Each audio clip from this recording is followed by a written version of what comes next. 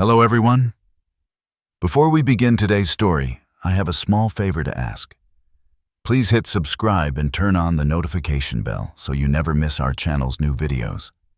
It is quick, free, and the best way to support us in bringing you more dramatic stories.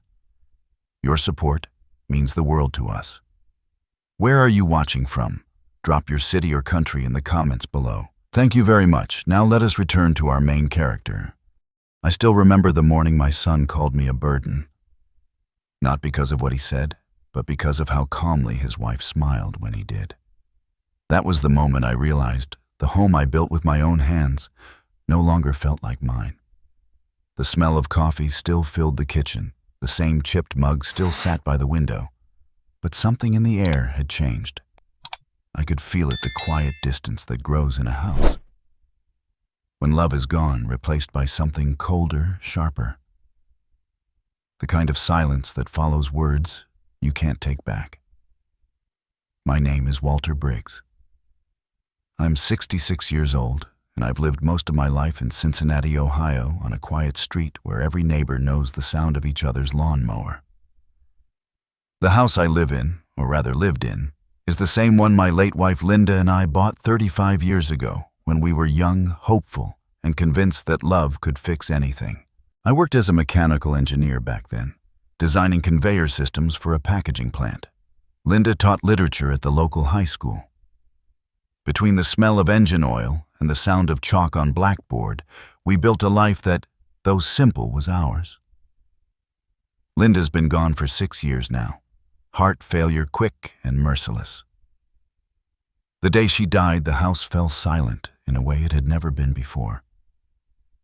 For months, I wandered from room to room as if looking for her shadow, her voice, her warmth. I left everything just as she'd kept it. The floral curtains she loved, the creaky rocking chair by the window, the photos along the staircase. Maybe that was my way of keeping her close. Maybe I was just afraid that if I changed anything, she'd disappear completely. My son Aaron used to visit often during that first year. We'd sit on the porch with 2 beers, talking about everything and nothing. He was 26 back then. Full of plans, full of the kind of energy you forget you once had when you get old. He worked in finance, always dressed sharp, always looking at his watch. When he met a young woman named Samantha, I could see the change right away. The kind of glow that only love, or something like it, can bring.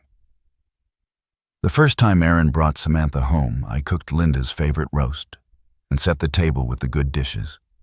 Samantha arrived 15 minutes late, perfume, strong smile calculated. She was polite. I'll give her that, said the right things, complimented the food, but there was a kind of distance in her tone. When I asked her about her work, she talked about clients' networking promotions. She used words like branding and status and social reach, and though I nodded, I didn't understand half of what she said. What I did understand was her eyes. They scanned the room like she was assessing value, how much the furniture cost, how old the carpet looked. What kind of man her future father-in-law was. When her gaze lingered on my worn hands, I felt the smallest flicker of embarrassment and then anger for feeling it. Aaron, on the other hand, couldn't stop smiling. He watched her every move like she was the center of the universe. I didn't want to ruin it for him, so I said nothing. When they left that night, Samantha shook my hand, firm and brief. "It's a lovely home," she said. "Classic. You must have had it for ages." I smiled, though something in her tone made me feel like she wasn't complimenting me at all. A few weeks later, Aaron told me they were getting married. I congratulated him, hugged him, told him how proud his mother would have been. Inside, though, I felt a quiet unease. Maybe it was the speed of it all. Maybe it was just fatherly worry. I remembered Linda once telling me, "Walter, you can tell a lot about a person by how they treat someone who can do nothing for them." Samantha had treated me with respect, but not warmth. There's a difference, and I feared Aaron didn't see it yet. The The wedding was held at a lakeside venue outside the city. Everything was perfect white tents, string lights, champagne flowing like water. I wore my only suit, the same one from my retirement ceremony, pressed and clean, but clearly old-fashioned. When I arrived, I caught Samantha glancing at it with that same polite smile that hides judgment. During the vows, Aaron's voice cracked when he said, "I promise to build a future worthy of everything my parents gave me." I felt tears sting my eyes. For a moment, I thought Linda might be watching. For a moment, I believed everything was going to be all right. After the ceremony, I stood by the lake away from the noise, watching the reflection of the lights dance on the water. Samantha approached me, heels clicking on the wooden dock. She looked radiant in her gown, the kind of beauty that demands attention. "You raised a good man," she said. "Aaron's lucky to have you." "I'm lucky to have him," I replied, smiling. "He's my legacy." She tilted her head, her expression unreadable.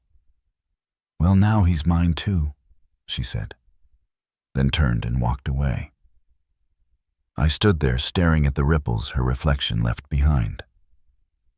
After the honeymoon, Aaron called to tell me they were looking for a place to live. "Don't rush," I said. "You can stay here for a while. The house is big, and it's been too quiet anyway." He hesitated. "Are you sure Dad, Sam, and I don't want to invade your space?" "You won't," I assured him. "This house was built for family. Your mother would want you here." He agreed, though I could hear Samantha's voice in the background, soft but sharp, like a whisper cutting through paper. The week they moved in, I scrubbed the floors, repainted the guest room, even trimmed the hedges out front. I hadn't worked that hard in years. But it felt good. It felt like purpose. I found one of Linda's old blankets and laid it on the couch, a small touch of warmth for the new household. That evening, I made pancakes for dinner, something Linda used to do when Aaron was a boy. "You still remember that he laughed when he saw them?" "Of course," I said. "Traditions keep us grounded." Samantha barely touched her plate. "Carbs before bed," she murmured, scrolling on her phone. "Not great for metabolism." Aaron laughed it off, but the words hung in the air. I looked down at the pancakes, Linda's recipe, and suddenly they didn't taste the same. I told myself it was nothing, that she was just adjusting to a new environment. After all, every household needs time to find its rhythm. But that night, as I sat on the porch and watched their silhouettes move through the lit kitchen window, I couldn't shake the feeling that my rhythm no longer mattered. A few nights later, I heard them talking in the living room. I hadn't meant to listen, but the walls in this house carry sound too well. Samantha's voice was low but sharp. "We can't start a family here, Aaron. It still feels like your dad's place. We need something that's ours." Aaron tried to calm her. "He just needs company, Sam. He's alone." There was a pause, and then she said softly, "He's not alone. He's attached. There's a difference." The words hit me like a slow knife. I stayed silent, sitting on the edge of my bed, listening to the sound of my own heart. The next morning, I pretended nothing had happened. I brewed coffee, greeted them with a smile, and offered to drive them to the store. Samantha declined politely, saying she had errands. Aaron thanked me and left for work. When the door closed, I sat at the kitchen table and stared at the cup in my hand. Linda's mug, the one she used every morning. The pattern on it was faded, the handle cracked. "Maybe it's time to let go," I whispered, though I wasn't sure if I was talking about the cup or the house itself. By the end of that week, I had finished repairing the fence, cleaned the gutters, replaced the light fixtures, things that had waited years to be done. I told myself I was preparing the home for their future. In reality, I was trying to earn my place in it. Every nail I hammered was a quiet plea. "See me, respect me, remember who built this for you." On Sunday evening, Aaron and Samantha returned from a dinner with friends. I was in the yard gathering tools. Samantha smiled briefly. "The garden looks nice," she said. I nodded, surprised. "Thank you." She added, "It'll make the house easier to sell someday." I froze, wrench in hand. She didn't notice, or maybe she did. She walked inside, heels clicking, voice sweet as sugar. That night, as I turned off the porch light, I felt something I hadn't felt in years. Not anger, not yet. Just the faint tremor of a coming storm. If only I had known that the very walls I repainted for their comfort would soon watch me pack my own bags. The morning after the wedding felt like fog pressing against the windows. Walter Briggs sat in the motel's worn-out armchair, his back aching, the cheap coffee cooling in his hands. He had barely slept. The sounds of laughter from the previous night still echoed faintly in his ears, the clinking of glasses, Samantha's high-pitched giggle, Aaron's nervous laugh trying to please everyone. It had been a celebration for everyone, except him.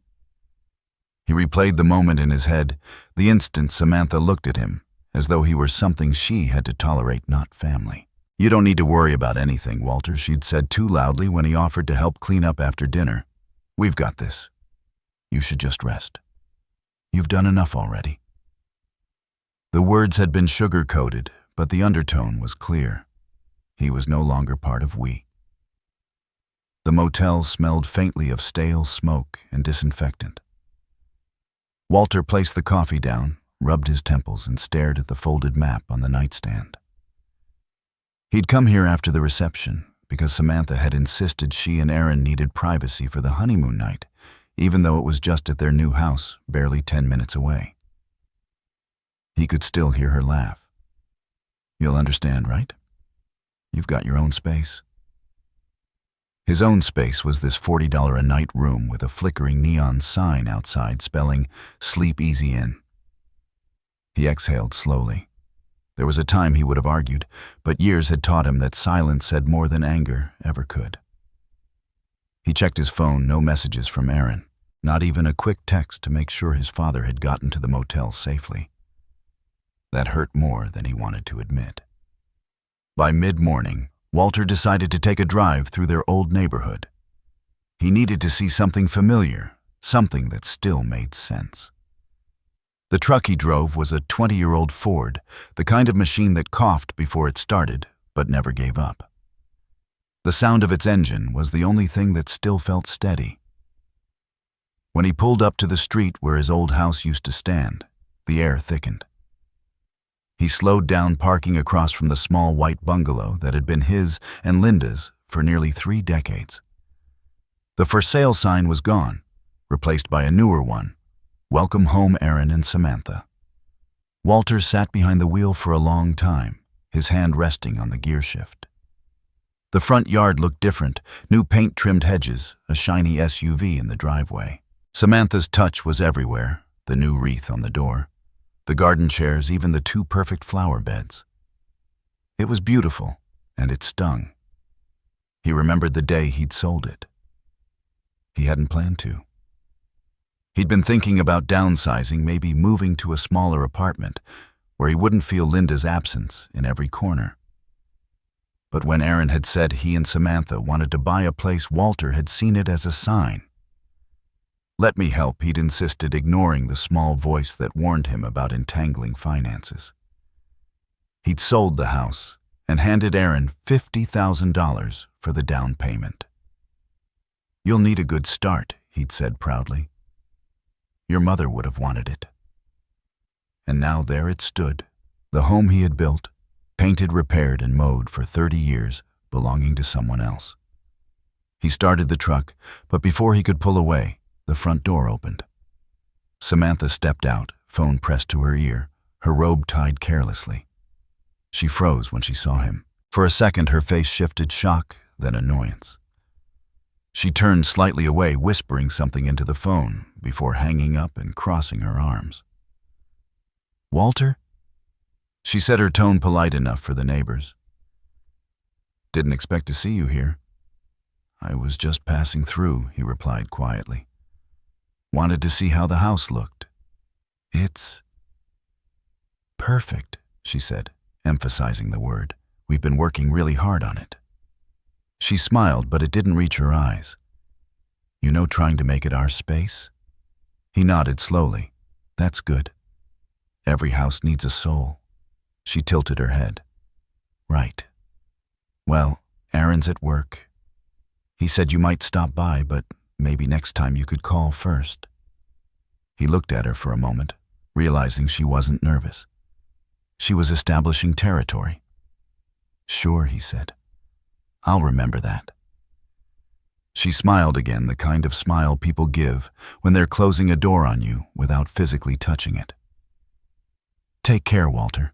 As he drove away, he caught sight of her reflection in the rearview mirror, watching him until he turned the corner. That night, Walter sat by the window of his motel room, the hum of distant traffic filling the silence. He thought about Linda and how she would have handled this. She would have told him not to take it personally, that Samantha was just young and trying to find her place. But Linda had always believed that kindness could fix everything. Walter wasn't so sure anymore. The next day, Aaron called. His voice sounded uneasy. Dad? Sam told me you stopped by the house. I did, Walter said. Wanted to see the place. It's a fine house. There was a pause. Yeah, she just felt a little uncomfortable, that's all. We're still getting used to things. I understand, Walter said, though the words scraped his throat. I won't stop by again unannounced. Thanks, Dad. You know how it is. He did. He just wished his son did too. Walter hung up and stared at the muted television. A commercial for retirement homes was playing, promising a peaceful community where you'll never feel alone. He almost laughed. They all said that, until you were just another old man sitting alone at dinner. A few days later, Aaron invited him over for Sunday brunch. Walter hesitated, but agreed. Maybe things could smooth over. Maybe the tension had just been nerves. When he arrived, the table was set with eggs, bacon, and pancakes, his favorite. For a fleeting moment, he thought perhaps he had misjudged Samantha. But when he reached for the syrup, she said lightly, Careful, Walter. That's the good set. We like to keep things neat now. Aaron tried to fill the silence. Dad, you should see the garage. I set up my tools in there. Walter smiled faintly. Glad to hear it. That garage taught me a lot. Fixed my first Chevy there. Broke my first thumb there, too. Aaron chuckled awkwardly, but Samantha only sipped her orange juice. When breakfast was over, Walter offered to help clean the table. No, it's fine, Samantha said quickly. You're our guest. You've done enough for us already. The repetition of those words, done enough, settled into him like a stone. He left early that day, giving a polite excuse about errands. Aaron looked relieved. Samantha didn't walk him out. Back in the truck, he sat still for a moment, staring at his hands. They were strong, but worn, the hands of a man who'd built, carried, and provided. Hands that had held his wife's when she was dying, that had lifted his son when he took his first steps. Now those same hands didn't seem to belong anywhere. Over the next few weeks, the small things began to add up. Samantha's tone when she answered the phone. The way Aaron hesitated before inviting him over. The subtle pauses in conversation when Walter entered the room, once when he brought over a box of Linda's old books. She'd want you to have these. Aaron, Samantha smiled tightly and said, Oh, maybe we can keep them in the basement. We're trying to stay minimalist. Basement. That word stayed with him. He drove back to the motel, parked under the flickering light, and sat there listening to the soft tick of the engine cooling. He could already feel what was coming. He just didn't know when. The final blow came a week later. Samantha called, her voice sweet but sharp at the edges. Walter, we've been thinking. The guest room you're staying in. It's just temporary, right? We might need that space soon. Aaron's considering working from home. Maybe you could find something more comfortable, you know? For yourself? Walter didn't speak for a moment. He could hear laughter in the background, her friends probably. I see, he said quietly. I'll think about it. That'd be great, she said cheerfully. You deserve a place that's really yours. When the call ended, Walter sat in silence for a long time. The hum of the refrigerator filled the empty motel room. He finally whispered to himself, I already had one. Then he picked up his keys, looked once more at the faint reflection of his face in the window, and smiled sadly. Guess I'll start over again. The words hung in the air, steady and quiet, like a man making peace with the storm that was coming. Rain came early that week, washing the dust off Maple Avenue and leaving behind the smell of wet earth. Walter stood by the window of his small motel room, watching the streaks of water trace uneven lines across the glass. The room had become a cage of repetition, same walls, same sounds, same silence. He didn't mind loneliness. He'd lived through it before. What he couldn't stand was the feeling of being dismissed, reduced to a nuisance by the very people he had raised. He hadn't heard from Aaron in almost 2 weeks. Not a call, not even a text. The silence was its own kind of message. Walter tried to convince himself that his son was just busy settling into married life. But deep down, he knew that wasn't the reason. Something had shifted. He could feel it in his bones the way a man feels an oncoming storm before the first drop falls. By Thursday, he decided he couldn't take sitting in that room any longer. He drove into town, stopping by Ray's Auto Repair, a place he used to hang around years ago. The bell above the door chimed when he entered, and Ray looked up from under the hood of an old Chevy, squinting through the grease and sweat. Well, I'll be damned, Ray said with a grin. If it isn't Walter Briggs himself. Thought you'd moved to Florida or something. Not yet, Walter said. Still too young for shuffleboard. Ray laughed, slapping a rag on his shoulder. You still got that truck of yours, still runs. Just like me, slow but stubborn. They shared coffee from a metal thermos that had probably seen better days. The shop smelled of oil metal and honesty. Ray asked how retirement was treating him, and Walter lied the way men his age often do. Not bad, he said. Keeps me thinking. But as the conversation drifted to old times, road trips, long hauls, and the nights they'd fixed trucks under broken lights, Walter's mind kept circling back to the house. His house. The image of Samantha smiling as she told him he was just doing enough had carved itself into him like a bad tattoo. It wasn't about the words anymore. It was the smile. When he got back to the motel, a message waited on his phone. It was from Aaron. Short, like a memo, not a son's message. Hey, Dad, Sam and I are repainting the house this weekend. Might be a little messy. Maybe you can visit next week instead. He read it twice. Then he set the phone down and looked at the ceiling. Messy, he muttered to himself. Guess that's what I am now. He tried to sleep, but couldn't. He saw Linda in his dreams, standing on the porch of their old home, calling him in for dinner. Her voice was warm the way it used to be before the sickness. When he woke, his eyes were wet. He didn't bother to wipe the tears. Some pains were meant to be felt. Saturday morning, he drove by the house anyway. He parked a few houses down and stayed in the truck. The new curtains were drawn, but through the side window he saw boxes stacked by the wall. They were moving things, rearranging their world to fit their version of perfection. A couple of paint cans sat on the porch. He wondered if they'd already covered the small notch he'd carved on the doorway decades ago, marking Aaron's height at age 10. He smiled bitterly. Probably. As he sat there, the door opened. Aaron stepped out, stretching his arms, wiping paint off his hands with a rag. Walter could see how tired he looked. How much he resembled him at that age, ambitious, but hollowed by something unspoken. Samantha followed behind, phone in hand, wearing a wide-brimmed hat and a look of satisfaction. Walter started the engine ready to leave, but Aaron spotted the truck and waved. There was no escape now. He rolled down the window as Aaron walked over, smiling with that same nervous politeness Walter had seen too many times lately.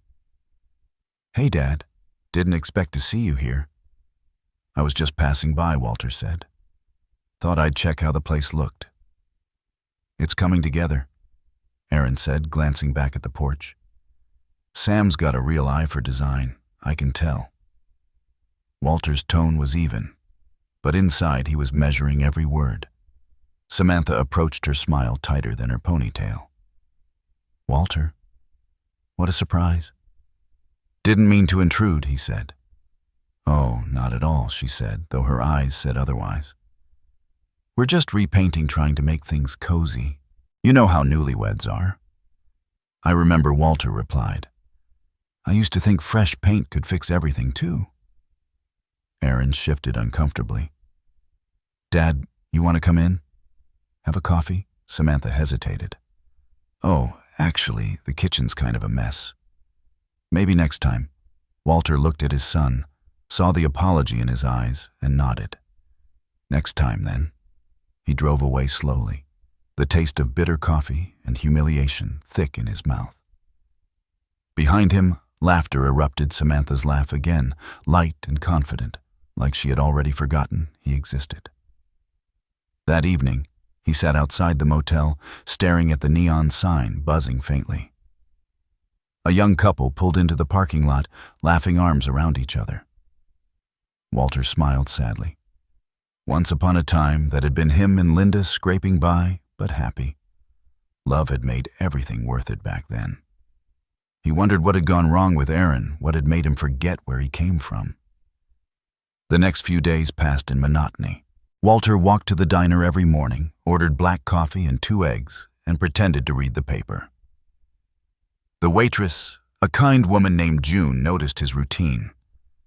One morning she said, "You always look like you're waiting for someone." "Maybe I am," he said. "Your son?" she asked gently. He looked up startled. "What makes you think that? Because that's who most men your age are waiting for. Either sons or ghosts." Walter chuckled quietly. "Guess I've got both." By the end of the week, Aaron finally called again. His voice was strained. "Dad, I need to ask something. Sam's been feeling uneasy having you come by unannounced. Maybe it's better if we plan visits ahead, just so things don't get awkward." Walter's hand tightened around the phone. Awkward for who, Aaron? "Come on, Dad. You know how she is. She just likes her space." "I gave her that space," Walter said quietly.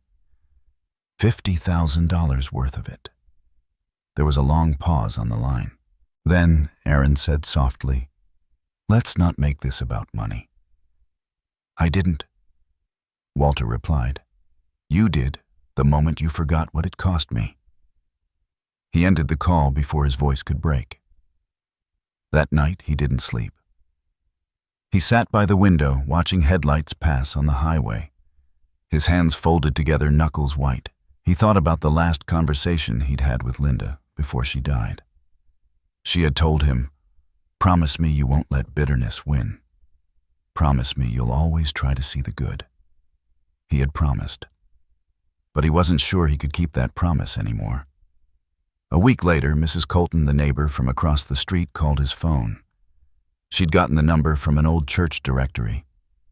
"Walter, dear," she said, "I thought you should know they've put up new furniture. Looks lovely. But they took down that picture of you and Linda in the hallway." He swallowed hard. "Did they now?" "Yes, I found it in the trash when I took out my recycling. I figured you might want it back." He drove over that afternoon. Mrs. Colton met him by the curb, holding the frame wrapped in newspaper.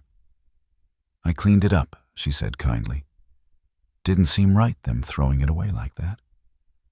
Walter thanked her and took the frame carefully, brushing his thumb across Linda's smiling face. He didn't say a word. When he got back to the motel, he placed the picture on the table by the bed. The room felt less empty somehow, though the air was thick with memory.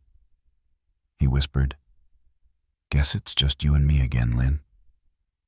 The motel's neon light flickered through the thin curtains, tinting the photo with a faint red glow. Walter sat on the edge of the bed, the sound of rain starting again outside, and thought about all the miles he'd driven in his life, how every road eventually came back around. He didn't know it yet, but the next road he would take wouldn't lead him back to his son's doorstep. It would lead him towards something else entirely. Something that would remind everyone on Maple Avenue exactly whose name was written on that deed. The morning sun bled through the motel curtains like liquid gold, but Walter felt none of its warmth. He sat on the edge of the bed, pulling on his boots with slow, heavy motions. The photograph of Linda stood upright on the nightstand, the glass faintly cracked at the corner. He stared at it for a long time. "You'd tell me to keep calm," he murmured. "To let it slide." He sighed, the sound scraping from his chest. "But you were always better at forgiving than me." He drove into town, the Ford rattling like an old song. His hands moved automatically, turn signal mirror, wheel muscle memory from decades of truck driving. But his thoughts weren't on the road. They were back on Maple Avenue, on that hallway where his picture with Linda used to hang before Samantha tossed it out like trash. Every mile brought back another memory of the house he'd built, nail by nail, paycheck by paycheck. He could still hear Linda's laughter echoing through those walls, her voice calling Aaron in for dinner. Now that laughter belonged to someone else. At Ray's auto repair, the sound of wrenches and radio chatter filled the air. Ray looked up when Walter entered. "You again," he said, wiping his hands. "You finally here to fix that truck or just running from ghosts?" "Maybe both," Walter replied. "Got room for a man who still knows what a carburetor looks like." Ray chuckled. "Always. Grab a rag." They spent the morning working side by side, just like old times. There was something grounding about the rhythm of it. Metal grease, the hum of effort. For a few hours, Walter felt like himself again.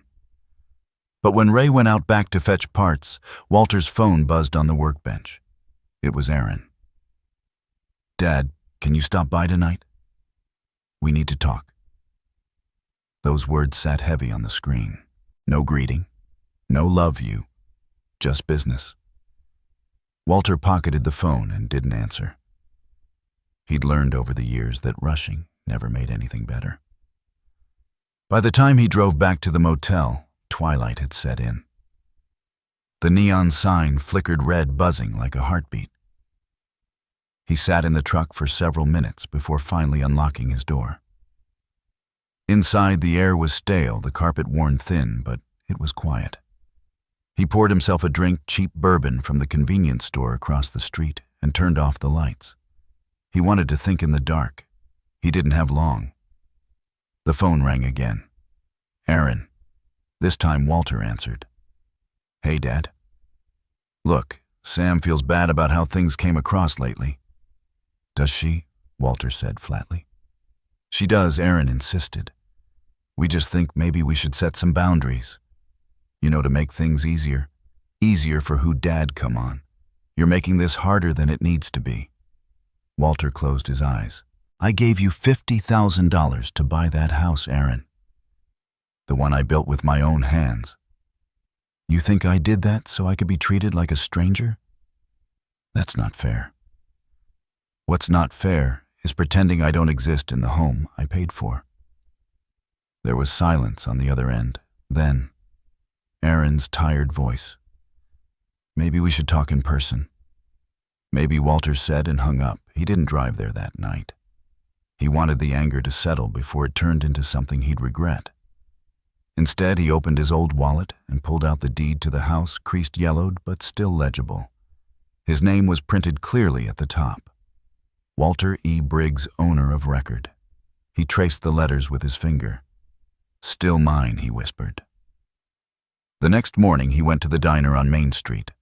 June, the waitress, smiled when she saw him. "You're early today, Mr. Briggs?" "Coffee, please," he said. "Strong." As she poured, she nodded toward the paper he was reading. The front page headline read, "Local housing prices skyrocket." "Crazy, isn't it?" she said. "People paying fortunes just to call a place their own." Walter smiled faintly. Some folks forget what owning means. After breakfast, he drove past Maple Avenue again. He didn't plan to stop, but his hands turned the wheel before his mind caught up. The house looked as pristine as ever. He parked across the street and watched. Samantha was on the porch, arranging potted plants. She looked up, spotted his truck, and froze. Then she turned abruptly and went inside. A minute later, Aaron came out.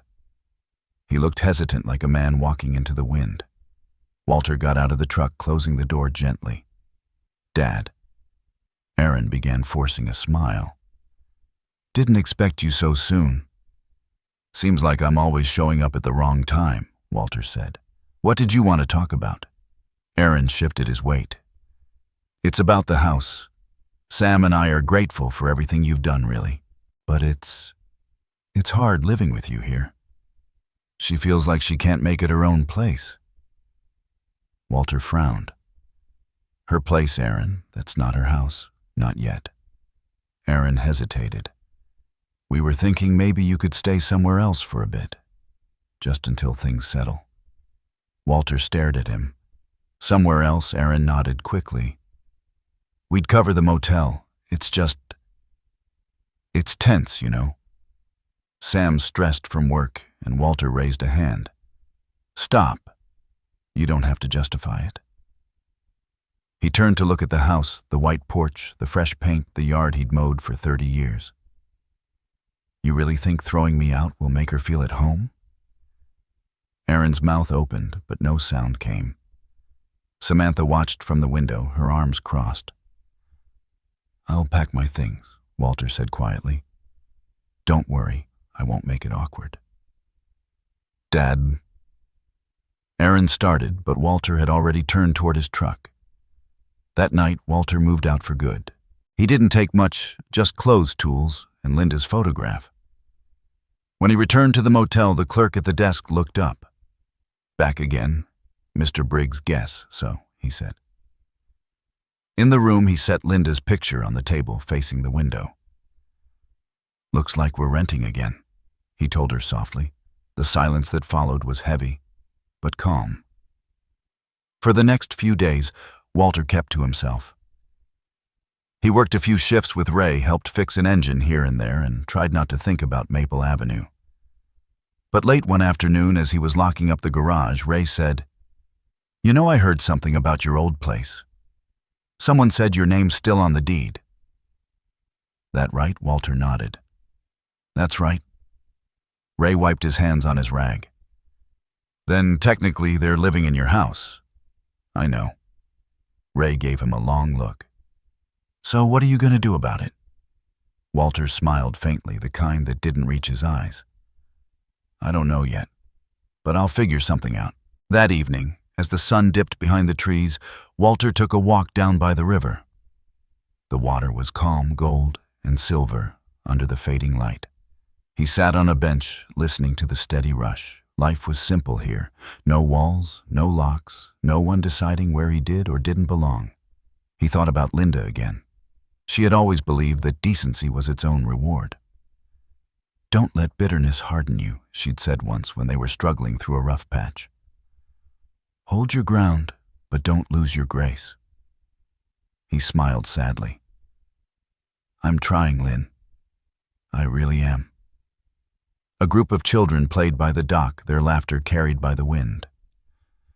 Walter watched them until the streetlights flickered on. Then he rose, brushing the dust from his coat, and started back toward the truck. He wasn't sure yet what came next, but for the first time he felt a calm sort of clarity rising within him. He would not beg. He would not plead. The house had his name, and so did his dignity. As he turned onto this main road, the headlights caught the reflection of the motel sign up ahead. He slowed, looking at the words, "Sleep Easy Inn," glowing in the darkness. For the first time, he almost laughed. "Sleep easy," he muttered. Not yet. Then he drove on into the night, the steady hum of the engine his only companion, his mind already piecing together the first quiet steps of what would come next. The first chill of fall crept into the morning, coating the motel windows in thin fog. Walter woke before dawn, as he always did, out of habit more than necessity. Years of long-haul trucking had conditioned him to rise before the world stirred. But these days there was nowhere to drive, and nothing waiting for him, except the hum of silence. He sat on the edge of the bed, laced up his boots, and looked at the photo of Linda by the window. "Still trying to figure out what you'd tell me to do," he said softly. "Probably something kinder than what's in my head." The phone buzzed on the nightstand. A message from Aaron. "Dad, hope you're doing okay. Sam says hi." That was it. No apology, no invitation, just polite noise. Walter stared at the screen for a long time before turning it face down. He drove to Ray's garage to help out for a few hours. Work was good medicine. The smell of oil, the hiss of air compressors, and the clang of tools filled the space with the comfort of routine. Ray was already there, coffee in hand, and nodded as Walter walked in. "Didn't expect you today," he said. "Wasn't expecting much else either," Walter replied, pulling on his gloves. They worked in silence for a while until Ray broke it. "You ever gonna tell me what's really going on?" Walter kept his eyes on the engine. "Just the usual story. Son gets married, old man becomes unnecessary furniture." Ray let out a low whistle. "That bad, huh?" "Worse," Walter said, tightening a bolt. "She called me a burden. Not to my face, but close enough.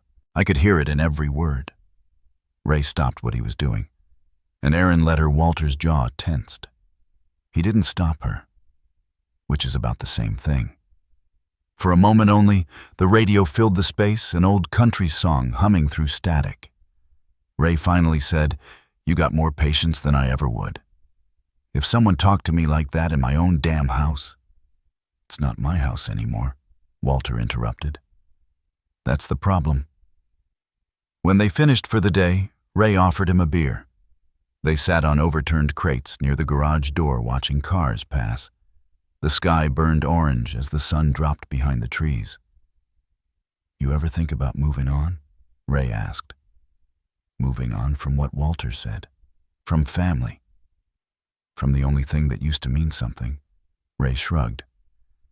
"Sometimes starting fresh doesn't mean giving up. Just means finding a place where respect still lives." Walter gave a half smile. Respect. Hell of a thing to lose. That night back at the motel, Walter lay awake listening to the steady thrum of rain against the roof. The sound used to soothe him. Now it only reminded him of the quiet dripping in an empty kitchen of nights, waiting for Linda to call his name from the bedroom. He missed that sound more than anything, the sound of being needed. By morning he had made up his mind. He was done sitting still. He needed to see that house one more time, if only to understand what it had all come to. The rain had stopped, leaving the air cool and clean. He drove slowly, passing the diner, the gas station, the park where Aaron used to play catch. Every corner carried a ghost. When he reached Maple Avenue, the street looked almost too perfect. Trimmed lawns, shiny cars, pumpkins already on porches for Halloween. His old home sat quiet and proud, freshly painted with white shutters and a new mailbox that read, "The Coopers." Samantha had changed everything, even the name. Walter parked across the street, engine idling low. For a long time he just watched. The front door opened, and Samantha stepped out, holding a phone to her ear, her voice sharp even from a distance. Aaron followed behind her, jacket half-zipped, face drawn tight. They were arguing. Walter couldn't hear the words, but he didn't need to. The body language said everything.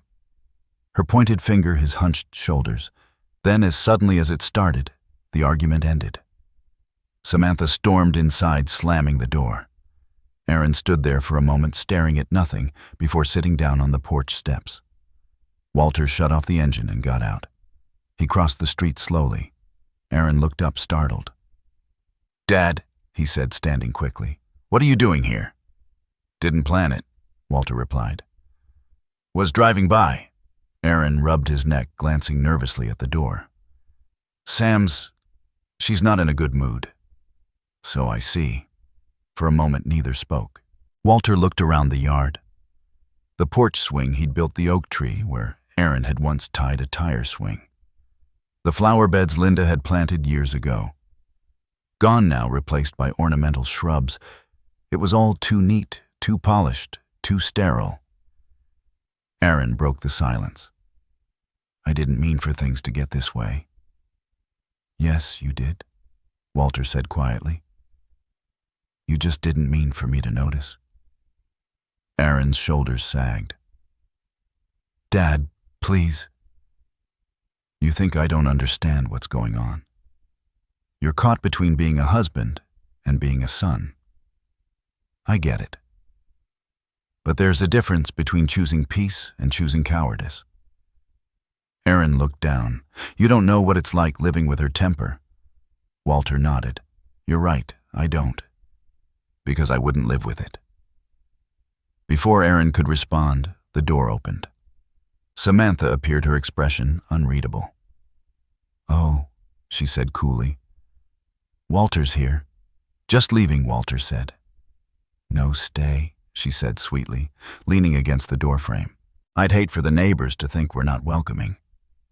Walter looked at her, calm and steady. "Don't worry. I don't think anyone mistakes you for welcoming." Her smile faltered. "That's rude." "It's honest," he replied. Aaron stepped between them. "Please, both of you, not now."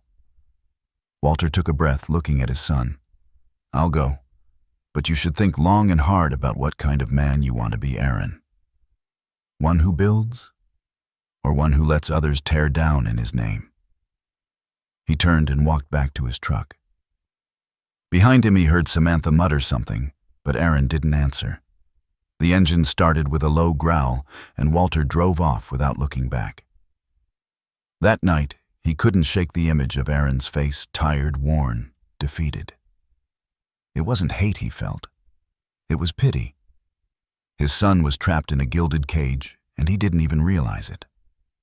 The next day, Walter decided to visit the county records office.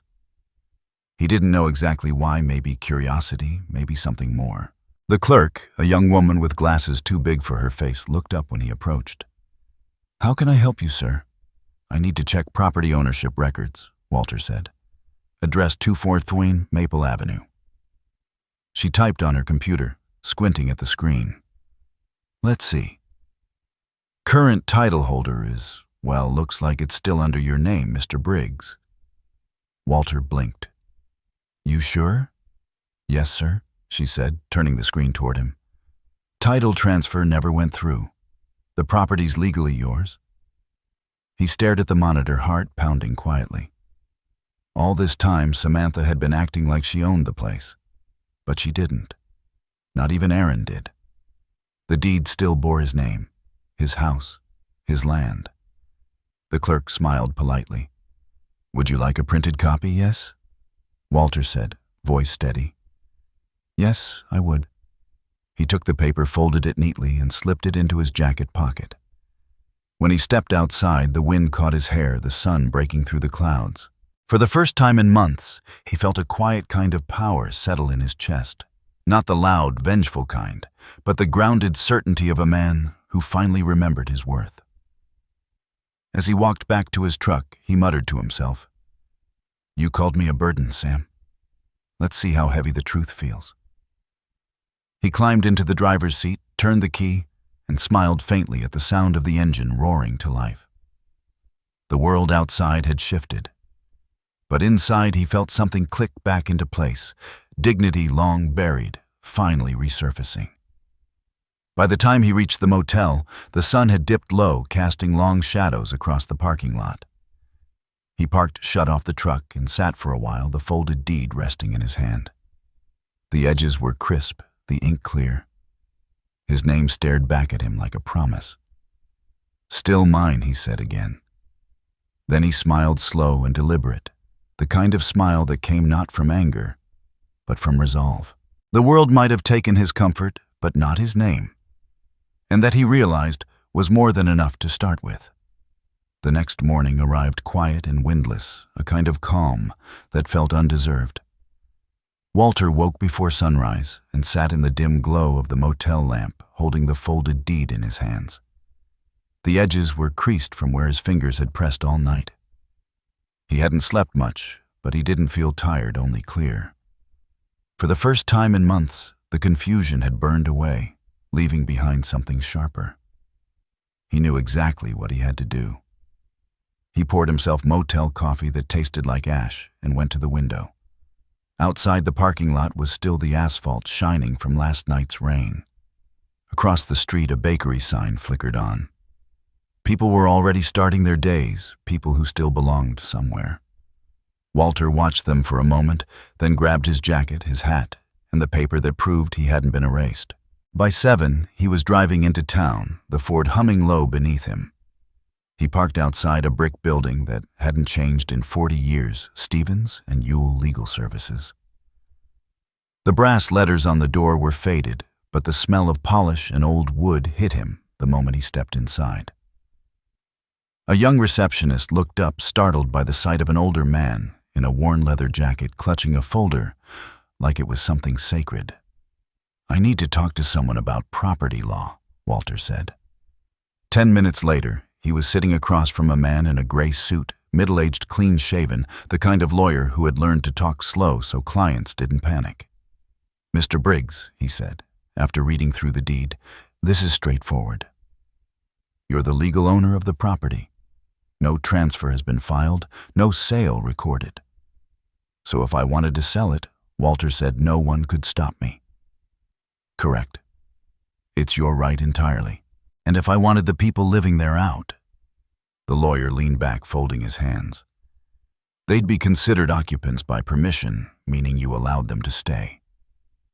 But if you withdraw that permission, they have no claim. You'd have to give notice, but legally, yes, they'd have to leave." Walter's lips curved, not into a smile, but something close. "Good to know." The lawyer studied him carefully. "Are you planning to sell Mr. Briggs?"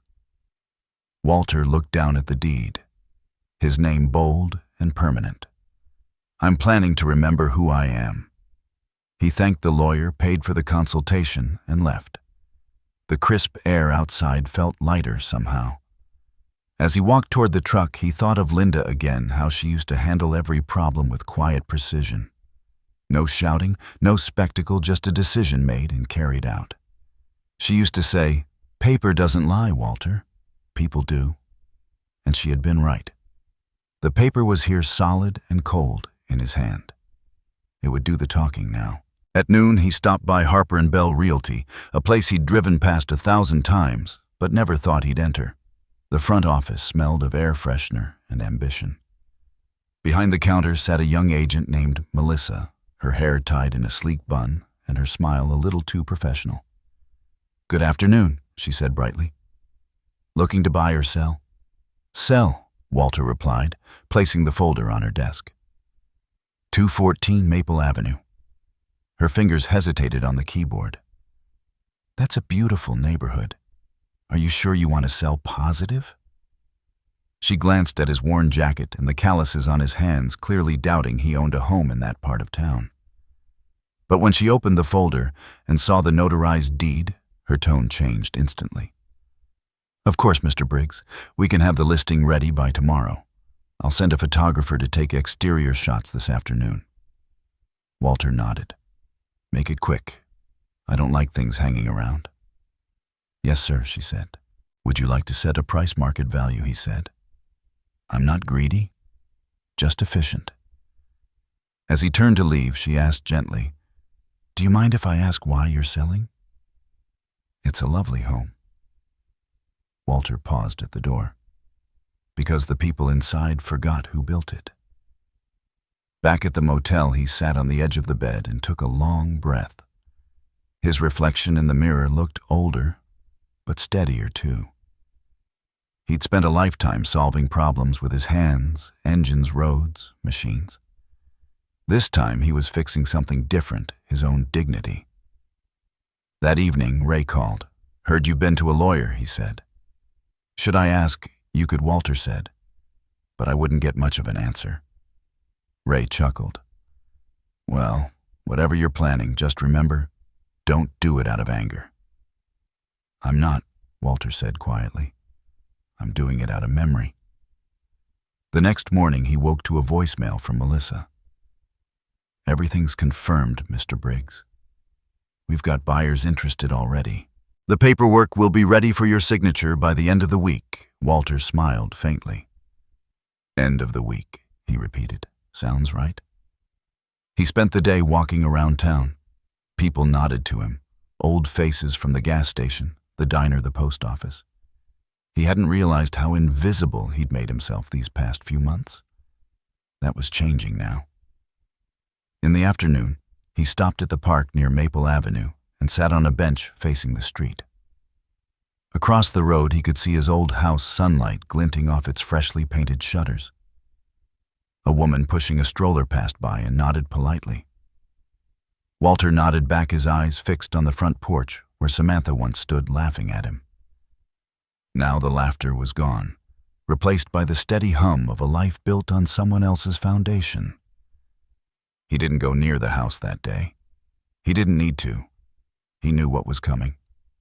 Instead, he took out the lawyer's business card and folded it into his wallet beside Linda's photo. "You'd like this part," he said softly. "It's clean. No shouting." The following afternoon, his lawyer called. "Mr. Briggs, everything's finalized.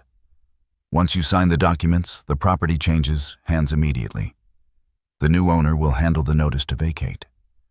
"How much time will they get?" Walter asked. "Standard is 30 days. Make it 7. There was a pause. "That's unusual, but within your rights. I'll note it." Walter ended the call and sat in silence. He didn't feel vengeful, just resolved. It wasn't about punishment anymore. It was about truth. The kind that didn't need to be shouted to be heard. 2 days later, he walked into the law office again. The papers were waiting. Mr. Stevens, the lawyer, handed him a pen. "You're sure about this?" Walter nodded. "Completely." He signed his name slowly, deliberately pressing hard enough for the ink to leave a faint groove beneath the paper.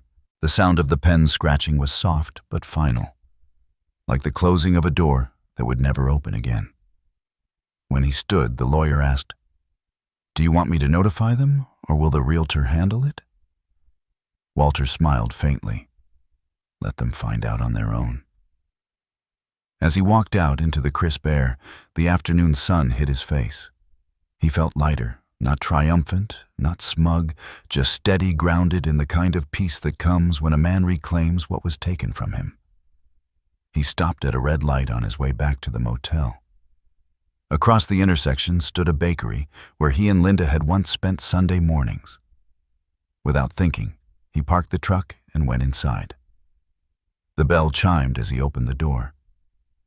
The woman behind the counter smiled. "Haven't seen you in a while, Mr. Briggs. I've been busy remembering myself," he said, ordering 2 muffins and a black coffee. He sat at a corner table by the window, breaking the muffin apart, watching people pass outside. For the first time in years, he didn't feel like an outsider. He belonged somewhere again, not to a place, but to his own name. When he finished his coffee, he looked down at the sales document sticking out of his jacket pocket. The words "sold agreement" peeked through. He ran a thumb over the bold letters and whispered, "They thought they took everything, but they forgot the paper." As he drove back to the motel, the sun dipped below the tree line, painting the sky gold and amber. He passed Maple Avenue once more. The house stood there, silent, innocent, unaware of what was about to unfold. Walter slowed the truck, letting his eyes linger on it one last time before the change. Then he smiled a quiet, tired smile. "They called me a burden," he said to the empty car, "but I built the ground they're standing on." And with that, he pressed the gas, the Ford roaring forward into the lengthening evening, carrying him toward a peace that was finally his to claim. The morning the sign went up, the sky was spotless, one of those Ohio days that looked peaceful enough to make a man forget the world could be cruel. Walter shaved carefully, buttoned his cleanest shirt, and tucked the papers into his jacket pocket. He poured one last cup of motel coffee, though it tasted like dust, and sat by the window. His reflection in the glass looked older than he remembered, but calmer too. "You always liked mornings like this," he said softly to the photo of Linda. Quiet before the noise. By the time he arrived at Harper & Bell Realty, Melissa was waiting by the counter with a smile that was half excitement, half curiosity. "Good morning, Mr. Briggs," she said. "The sale's complete. Payment cleared this morning. The crew's on their way to post the sold sign." "Good," he said. "I'll follow you there." She blinked. "You want to be there?" Walter nodded. "I built that house. I'd like to see it one last time." They drove in separate cars, her sleek sedan leading the way, his old Ford rumbling behind like an echo from another era. The closer they got to Maple Avenue, the slower he drove.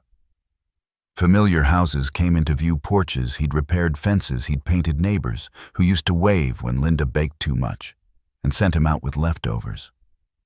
Now most of them were strangers. But not for long, he thought.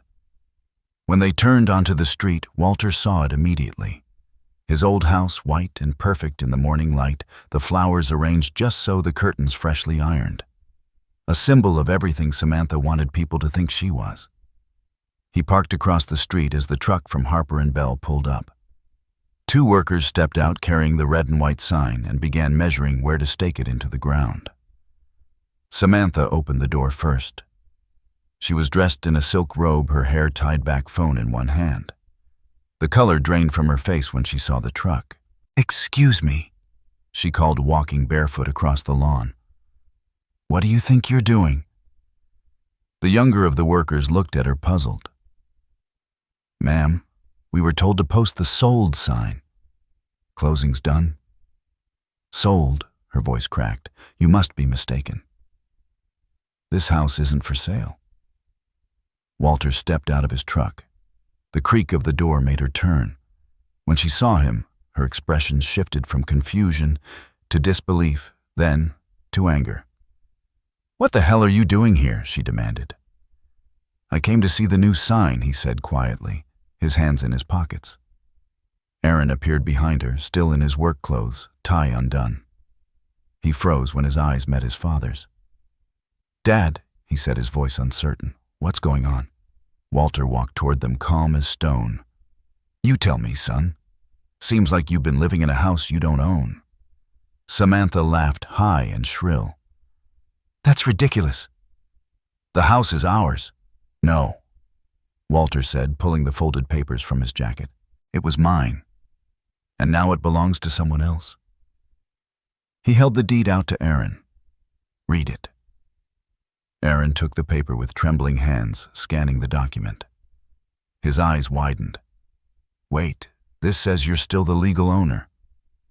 "That's right," Walter said. "The sale you never bothered to finish never went through. Your name isn't on it, Aaron." "Never was." Samantha's mouth opened, then closed. "You can't just sell it," she hissed. "You can't sell the house we live in." "I can," Walter said, and I did. Paperwork cleared this morning. The sound of the metal stake driving into the lawn interrupted her protest. 3 clean hammer strikes, sharp as thunderclaps. Tock, tock, tock. The sign stood straight and proud, sold. The street fell quiet. Curtains twitched as neighbors peeked out. Mrs. Colton from across the street stepped onto her porch, a cup of tea frozen halfway to her lips. Samantha's face turned red, then white. Aaron's shoulders slumped as the truth sank in. Samantha turned on Walter. "You think this is funny? You're humiliating us in front of everyone?" Walter met her gaze. "No. I'm teaching you something your money won't respect." Aaron took a step closer. eyes full of guilt. "Dad, please, there must be another way." "There was," Walter said. "It was called kindness. But that door closed when you changed the locks." Aaron's lips parted, but no sound came. Samantha grabbed his arm. "Do something. Stop him." "I can't," Aaron whispered. Walter exhaled. "That's right, son. You can't." He turned to the workers. "You boys can finish up." They nodded quickly, eager to be done with the awkward scene. Samantha glared at them, but they ignored her. When they climbed back into their truck and drove off, the neighborhood stayed eerily still. Even the birds had gone quiet. Aaron finally spoke. "Dad, where are we supposed to go?" Walter looked at him for a long moment. "You'll figure it out. You're smart. You always were." "Dad, please, I didn't mean for any of this." "You meant every choice that led here," Walter said, not unkindly. "Now you'll live with it." Samantha shook her head, disbelief twisting her features. "You're cruel," she spat. "You've always been jealous of us, haven't you? Couldn't stand seeing us happy." Walter almost laughed. "Happy? You call this happy?" He gestured toward the house. "This isn't happiness, Samantha. It's decoration over emptiness. And you've finally run out of paint." For a long time, no one spoke. The only sound was the creaking of the sign in the wind. Samantha turned and stormed inside, slamming the door so hard the glass rattled. Aaron stayed on the lawn, staring at the ground. His hands shook as he folded the paper back up and tried to give it to Walter. "Keep it," Walter said. "You'll need a reminder of what honesty looks like." Aaron swallowed hard. "What are you going to do now?" Walter smiled faintly. "Get breakfast. Maybe fix an old truck or two. I've got peace to catch up on." He turned and walked toward his Ford. Behind him, he could feel Aaron's eyes following every step, heavy with shame. Mrs. Colton waved timidly from her porch as he passed. Walter tipped his hat. "Morning, ma'am," he said, as if nothing had happened.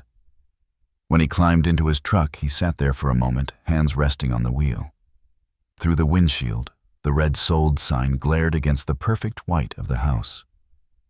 For a brief second, he saw Linda standing on that porch again, smiling proud alive in the memory of what that home used to mean. He blinked, and she was gone. Melissa pulled up beside him, rolling down her window.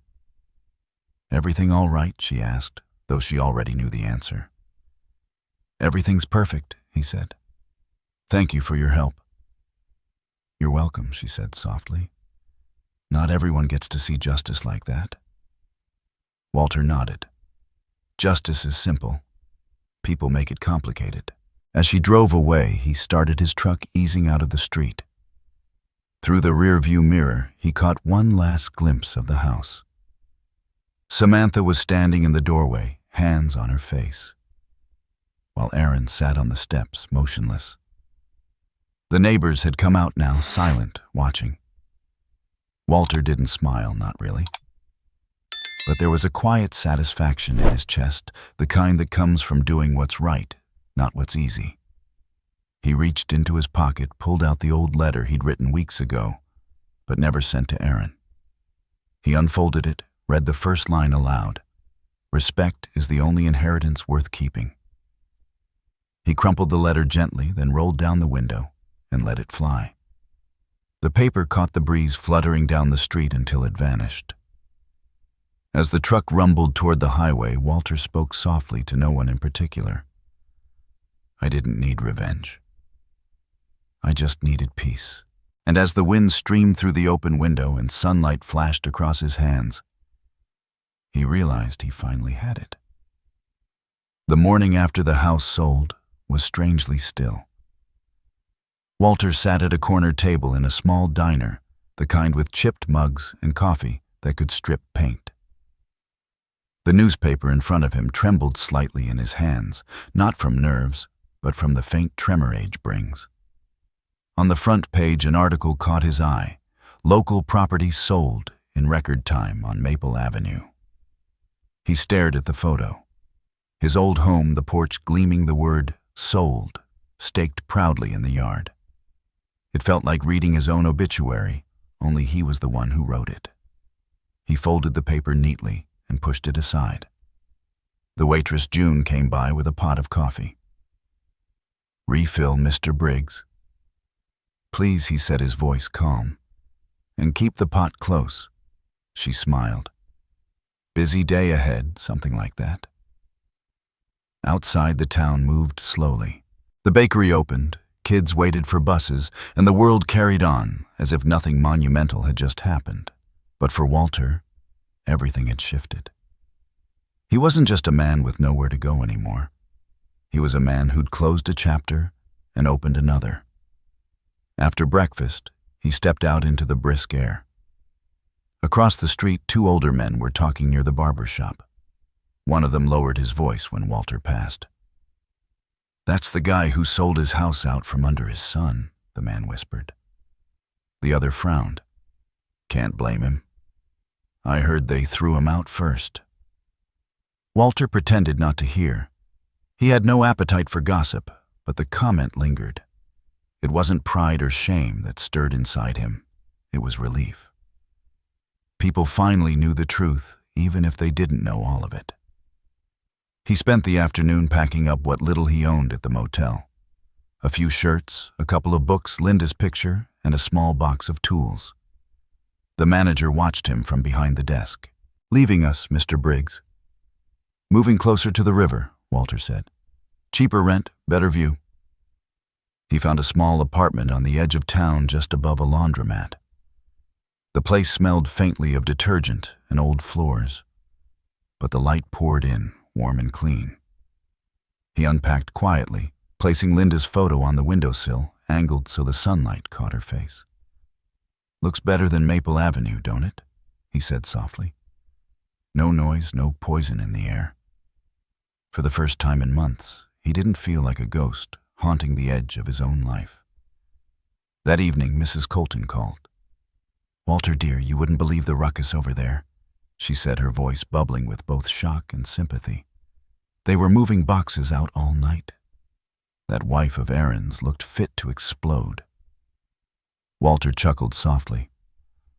"I can believe it. I'm not one to gossip," she went on. "But when you walked away yesterday, well, the whole neighborhood saw it. Everyone said you handled it like a gentleman." "Sometimes silence does the talking," Walter said. "Thank you, Margaret." After they hung up, he sat by the window looking down at the quiet street below. The neon sign from the laundromat flickered through the blinds, coloring the walls with soft blue light. For once, the silence didn't feel empty, it felt earned. A few days later, his phone rang. He almost didn't answer when he saw Aaron's name. But something inside told him to pick up. "Dad," the voice said, quiet and unsure. "I was wondering when I'd hear from you," Walter said. I'm sorry," Aaron began. His voice broke on the words. "You were right about everything, about respect, about her." Walter said nothing. "She left," Aaron continued. "Packed her things and went back to her parents. Said she couldn't live with the shame. I don't blame her, really. I should have stopped it before it got that far." Walter took a deep breath. "You should have remembered where you came from." "I know," Aaron whispered. "I don't expect forgiveness. I just wanted you to know I understand now." The silence stretched long between them. Not awkward, just heavy. Finally, Walter said, "I don't hate you, son. But some lessons have to be learned the hard way. I don't deserve your help," Aaron said. "But I could use your advice." Walter smiled faintly. "Start by standing on your own 2 feet. Then call me again." He ended the call before the boy could cry. That night he found himself at the river. The water flowed steady black and gold under the streetlights. He sat on a bench with his coffee thermos and watched the ripples catch the light. A woman's voice drifted over from the next bench. "Beautiful evening, isn't it?" He turned. It was Elaine, the widow from the community center, a familiar face he'd seen at the diner a few times. She wore a wool coat and a kind smile. "Mind if I sit?" "Not at all," Walter said. They talked for a while about the town, about small things. Elaine told him she'd lost her husband 5 years back. "Took me a long time to stop talking to his chair every night," she said with a laugh that trembled slightly. "I still talk to my wife's photo," Walter admitted. "She doesn't argue back anymore, so we get along fine." That made her laugh for real, a sound soft and human. The kind that reminded him he wasn't finished yet. When the wind picked up, she stood. "You know the senior center hosts a charity drive every Thursday. We could use a man who knows how to fix things." Walter tilted his head. "I know how to fix things that don't talk back." "Perfect," she said, smiling. "Most of the people there just need someone who listens." After she left, Walter stayed a while longer listening to the water. The air smelled like rain, and he thought of Linda again. Not as the ghost who'd watched his loneliness, but as the woman who'd taught him what dignity looked like. "You were right," he whispered. "Sometimes peace is the only revenge worth having." The next week, he started volunteering at the center. He fixed old toasters, rewired lamps, replaced worn-out plugs. The others called him Mr. B, and before long the place started to feel like something new. Something almost like home. Elaine brought him coffee every morning and teased him about his stubbornness. "You don't like sitting still, do you?" "I did enough of that this year," he said. "Now I'd rather be useful." One afternoon, a young volunteer asked Mr. B, "How do you stay so calm? You ever get angry about the past?" Walter wiped his hands on a rag, smiling faintly. "I used to. Then I realized anger's like holding a wrench too long. It makes your hands sore, and you still don't fix what's broken." The boy nodded, thoughtful. Walter saw a little of Aaron in him, and for a fleeting second that ache in his chest softened. That night, as he locked up the workshop, he found himself humming an old tune Linda used to love. When he walked outside, Elaine was waiting by her car. "You heading home?" she asked. "Eventually," he said. She smiled. "Maybe tomorrow I'll bring pie. You can tell me about the wife who kept you in line all those years." "I might," he said, "if you bring good coffee." She laughed, and for the first time in a long while he felt something stirring in him that wasn't grief. It was hope, quiet and modest, but real. Back in his apartment, he opened the window. The night breeze carried faint music from the bar down the street. He looked at Linda's picture and spoke softly. "You'd like her, Lynn. She's got your sense of humor." Then he poured himself tea, sat by the window, and watched the city lights flicker in the distance. The world had moved on, but so had he. Not with bitterness, not with pride, just with peace. "They thought throwing me out would end my story," he said to the empty room. Turns out it was just the start of another one. The river mist rose early that morning, curling through the air like breath on glass. Walter stood on the balcony of his small apartment above the laundromat, a mug of tea in one hand and the hum of dryers below him. The world outside was quiet, still waking up. For the first time in years, he felt steady, not rich, not young, not special. Just steady. He wrote in his notebook, the same one he'd started the week he left Maple Avenue. Day 45. Still free, still me. Downstairs, the laundromat door chimed as customers came and went. Somewhere below, someone laughed. The sound didn't sting the way laughter used to. He smiled faintly and closed the notebook, setting it beside Linda's photo. "You'd like it here," he told her. "Small, clean smells like soap instead of secrets." At 9, he walked to the garage. The air was cold enough to sting his lungs, but he didn't mind. Ray was already there, leaning on the counter with a cup of coffee. "Morning," Professor Ray said with a grin. "Heard you're teaching now." "Don't call it teaching," Walter said, pulling on his gloves. "Just passing along things I don't need anymore." "Well, whatever you call it, those kids look up to you. Eddie especially. Boy thinks you hung the moon." Walter chuckled. "I'll settle for teaching him how to use a torque wrench." By noon, the shop was alive with noise. A couple of local teens worked under his supervision, fixing up old engines for the community college's repair program. It wasn't glamorous, but it gave him purpose. And after everything that had happened, purpose was more valuable than pride. Around lunchtime, Elaine appeared at the door with a brown paper bag. "I come bearing peace offerings," she said. "Turkey sandwiches and coffee that doesn't taste like regret." Walter wiped his hands and smiled. "You always bring the good stuff." "I try," she said, setting the bag on the counter. "You've been working too hard. Better than not working at all." They sat outside the garage, eating in silence for a while. The sunlight caught in her hair, and he caught himself watching her more than once. When she noticed, she smiled knowingly. "You're thinking too loud again," she teased. "Just surprised," he said. "By what?" "That it's possible to start over at my age." Elaine laughed softly. "That's the secret, Walter. You don't start over. You just keep going in a different direction." Later that afternoon, when he returned home, a letter waited in his mailbox.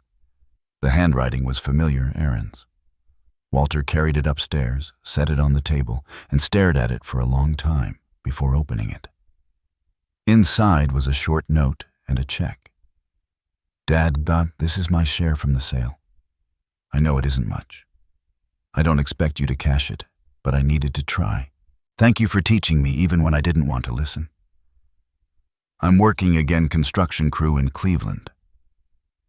I'm learning what real work feels like. I hope you're doing well. Aaron." Walter read the note twice, then folded it back neatly. He didn't care about the money. What mattered was that his son had finally understood something that couldn't be bought. He placed the letter next to Linda's photo. "He's learning Lynn," he said quietly. "Took him a while, but he's getting there." That evening, Elaine knocked on his door carrying a small pot of stew. "You can't live on diner food forever," she said. "I'm intervening. Smells better than coffee and crackers," he admitted, taking it from her hands. She stayed for dinner, and they ate at the small table by the window. The city lights shimmered beyond the glass, reflecting in her eyes. "Do you miss it?" she asked after a while. "Miss what?" "The house." Walter looked out the window, then shook his head. "No, it missed me first." Elaine tilted her head. "You really let go?" He nodded. "Took me long enough. A man can't move forward if he keeps looking over his shoulder." They washed dishes together, and when she left, she kissed his cheek lightly. It startled him in the best way. "See you tomorrow, Mr. Briggs," she said at the door. "Looking forward to it," he said. That night he sat by the window with his tea, thinking about everything that had changed. There had been a time when he believed revenge was the only way to make things right. But peace earned quietly without applause felt better than any victory. He picked up the phone and called Aaron. His son answered on the second ring. "Dad." "Just wanted to check in," Walter said. "Heard you're working hard." "Trying to," Aaron said. "It feels good. Different, but good." "That's the idea," Walter said. "Keep it steady. Don't rush the rebuild." There was a pause, then Aaron said, "You always were better at this stuff than me." Walter chuckled. "You'll catch up. Just remember, when you strip something down, it only works again if you rebuild it right." They talked a little longer about weather, about work, about nothing important. But when Walter hung up, he felt lighter. The bridge between them wasn't rebuilt, but at least the pieces were back on the table. Over the next few weeks, life found rhythm. Mornings at the garage, afternoons at the senior center, fixing old lamps and radios, evenings with Elaine at the park. One afternoon, she brought him a small gift, a new notebook, leather-bound with his initials embossed on the cover. "You've got stories," she said. "Might as well write them down." Walter opened it, ran his thumb over the first blank page. "Maybe I will." He started that night. He didn't write about revenge or anger, but about lessons, the kind that came late but stuck forever. He wrote about trucks that outlasted marriages, about the way silence could heal, what shouting never could, and about how forgiveness sometimes looked like distance, not reconciliation. He titled the first entry, "The Day I Took My Name Back." On the 50th morning since leaving Maple Avenue, Ray visited the garage with big news. "You'll like this, Walt," he said, holding up a newspaper. "You're a local hero now." Walter frowned. "Hero, yep," Ray said, grinning. "They wrote about the workshop, said an old trucker's teaching young folks how to fix more than engines." Walter laughed, shaking his head. "Well, I'll be damned." Later that week, he took Elaine to the river to celebrate. The water was smooth, reflecting the fading orange of sunset. "Feels strange," he said, watching the ripples, living without waiting for the next blow. Elaine took his hand. "That's not strange, Walter. That's peace." He nodded slowly. "Guess I'm still getting used to it." As the last light faded, he whispered to himself, "Funny thing about revenge, it disappears once you're happy." Elaine smiled. "Then let's make sure it never comes back." They sat quietly for a long while, the kind of silence that doesn't need to be filled. Walter squeezed her hand, and in that small, simple act, everything made sense again. The pain, the loss, the long road home. When he returned to his apartment that night, he wrote one more line in the new notebook before turning in. "I didn't rebuild the house. I rebuilt myself." Turns out, that's all the foundation a man needs. The first chill of autumn crept into town, carrying that faint smell of wet leaves and smoke from chimneys. Walter woke before sunrise, as he always did, and stood by the window with his mug of coffee. The river below shimmered faintly under the half-light, and the sound of a train somewhere in the distance reminded him of long roads and restless years. He was turning 68 next week. A strange number, neither old nor young, but solid, a number that said you'd seen enough to stop chasing storms. At the garage, the morning began with laughter. Eddie had just blown a fuse trying to rewire an old pickup, and Ray teased him like a proud older brother. "Kid's got enthusiasm," Ray said, smirking. "No idea what he's doing, but he's got enthusiasm." Walter shook his head, chuckling. "Better that than arrogance. Enthusiasm you can teach. Arrogance just breaks things." Eddie grinned. "Guess that means I still got potential, huh?" "Mr. Briggs, plenty," Walter said.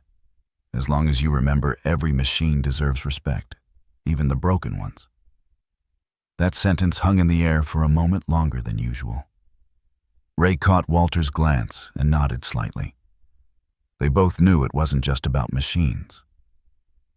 Around noon, Elaine came by with a small paper bag and that bright, easy smile that had begun to warm every corner of his life. "Lunch delivery," she said. "And before you ask, yes, it's healthy, and no, it's not rabbit food." Walter wiped his hands on a rag.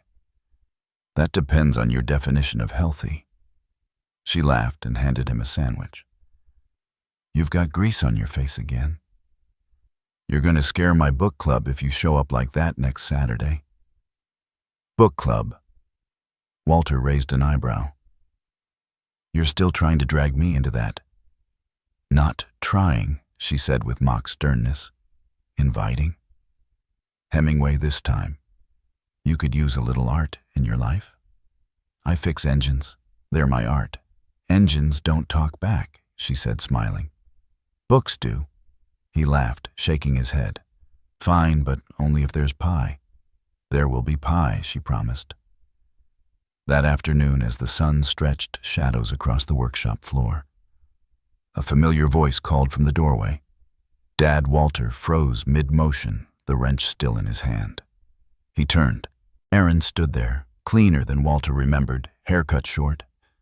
Clothes modest, but his eyes carried a quiet humility Walter had never seen before. "You mind if I come in?" Aaron asked. Walter wiped his hands again, though they were already clean. "It's a free country," he said, motioning toward the workbench. "What brings you here?" Aaron hesitated, looking around the shop, the smell of oil and dust filling the silence. "I was working up north for a while," he said. "Construction, hard work, long hours. It gave me time to think." Walter leaned against the counter. "Thinking's a dangerous habit." "Yeah," Aaron said softly, "especially when you start realizing how wrong you were." The sound of the air compressor kicked on in the background, filling the space between them. When it stopped, Aaron's voice came clearer. "I saw your story in the paper, about the workshop teaching kids to fix things. You looked happy." Walter didn't respond. He simply crossed his arms. "I wanted to say I'm proud of you," Aaron added. Walter exhaled slowly. "Took you a while. I know," Aaron said, "and I deserve that." Eddie and Ray had stopped pretending to work. They looked between father and son with the cautious awe of men watching something fragile unfold. Walter glanced at them. "Boys, take 5. When they stepped outside, Aaron spoke again. "I've been saving up some money. Not much, but enough to get by. I wanted to pay back what you gave me for the house. I know it doesn't fix anything, but," Walter raised a hand, "keep it." Aaron frowned. "But keep it," Walter repeated. "If it's about fixing things, start by fixing yourself." Aaron's voice cracked. "I'm trying, Dad." Walter nodded slowly. "Good. That's all I ever wanted." The quiet between them was heavy, but not sharp this time. It was the kind of silence where words had already done their work. Finally, Walter asked, "You eaten?" Aaron blinked, caught off guard. "Not since morning." "Then sit down," Walter said, pulling out 2 stools. Elaine brought sandwiches. "They've got too many vegetables, but they're decent." Aaron smiled, small and hesitant, as he sat down. They ate without speaking for a few minutes, the sound of chewing and traffic outside filling the gaps. At last Aaron said, "I don't deserve this kindness." "Kindness isn't about deserving," Walter said. "It's about what you give, even when it's not earned." Aaron looked down. "I don't know if I can ever make up for what happened." "You can't," Walter said simply. "But you can do better next time." When they finished, Aaron stood. "I should get going. I just wanted you to know I'm not the same man I was." Walter gave him a long, measured look. "Let's hope not." Aaron smiled faintly. "Elaine's good for you," he said almost shyly. Walter raised an eyebrow. "You've met her?" "Briefly," Aaron said. "She came by when I dropped off that check. Told me you were too stubborn to cash it." Walter chuckled. "Sounds like her." After Aaron left, Walter stood by the doorway for a while, watching his son walk down the street. There was no grand apology, no tearful embrace, just quiet understanding. It was enough. That evening, he took Elaine out for dinner. They sat at a little Italian place near the river, candlelight flickering between them. She reached across the table. "So how did it go?" Walter smiled. "He's working. He's thinking. It's a start." "And you?" she asked gently. "How are you doing with it? I'm learning too," he said. "That letting go isn't the same as giving up." Elaine's eyes softened. "That's wisdom, not surrender." He raised his glass. "To late lessons." "To second chances," she replied, clinking hers against his. After dinner, they walked along the riverfront. The breeze carried the scent of pine and distant rain. Walter stopped looking out at the water. "You know," he said quietly, "for years, I thought revenge was the only way to stay strong. But peace, it's harder. It takes more courage." Elaine smiled. "That's because peace doesn't shout. It just stands its ground." They stood together in silence, the sound of rippling water their only witness.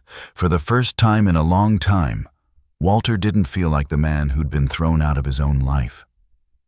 He felt like the man who had finally chosen where he belonged. Back home, he opened his notebook and wrote under the date Aaron came by today. "I didn't forgive him out loud, but maybe forgiveness doesn't always need words. Maybe it just needs space to breathe." He closed the book, set it beside Linda's photo, and whispered, "You were right again, Lynn. The hardest part isn't losing things, it's staying kind after."